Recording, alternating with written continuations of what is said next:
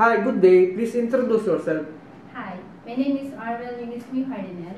I'm a 36 years old. I'm a solo parent with 6 years old daughter and also college undergrad. Why do you want to work in Hong Kong? Yes, I want to work in Hong Kong because to earn money and also my family's future. Do you have working experience abroad as a domestic helper? Yes, I have experience as a domestic helper in Malaysia 4 years. What are your duties and responsibilities to your employer? Our responsibilities on my employer is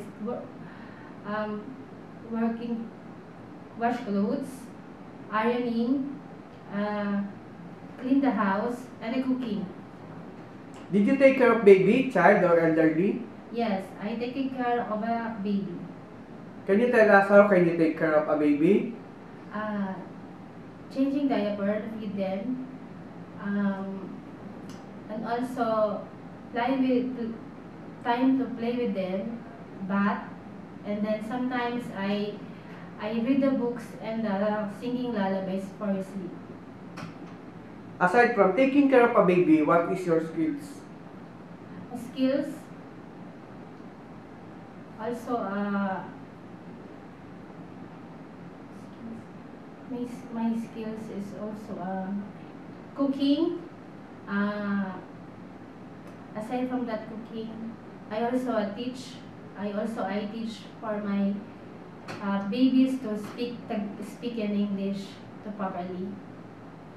What are the traits necessary to be a good domestic helper?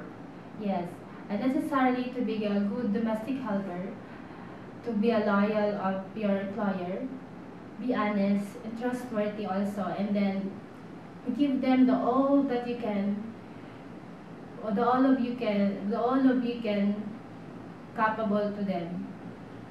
Lastly, anything else you want to tell to your future employer?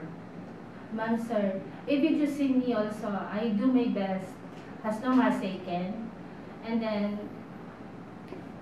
I honest and trustworthy and hardworking person.